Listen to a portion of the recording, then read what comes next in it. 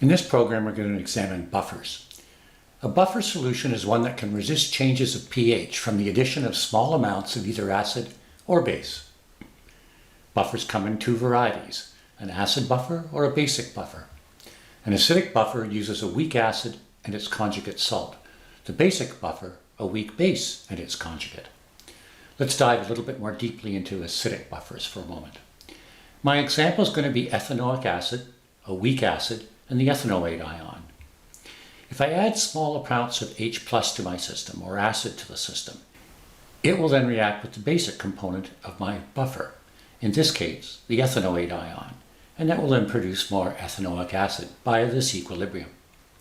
If I add small amounts of hydroxide to my system, then the ethanoic acid itself will react and produce the ethanoate ion. In a basic buffer, I'm going to consider the ammonia and the ammonium ion.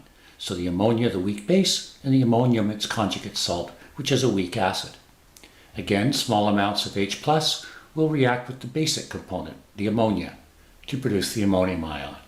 And adding small amounts of OH ions, they will react with the acidic part of my buffer, the ammonium ion.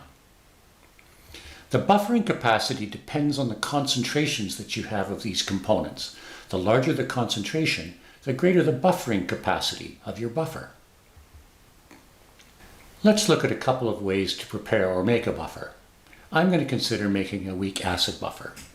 One would be the direct addition of the conjugate salt of the weak acid to the solution. So for instance, I would have a solution containing ethanoic acid.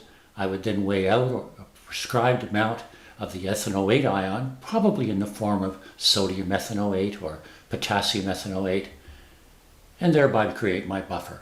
Ideally, I like to have approximately the same number of moles of each present, hence I can then react with either an acid or a base.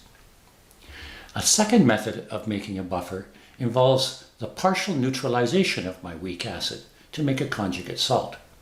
Let's look at what I mean by that. I begin with a solution of my ethanoic acid, and I'm going to add to it some sodium hydroxide. That sodium hydroxide will provide OH ions and therefore cause this reaction to take place, which will produce the ethanoate ion. I roughly want to convert half of my acid into the ethanoate ion. So those would be removed and then replaced with my ethanoate ion. So those are two quick methods of preparing an acidic buffer. Thanks for watching.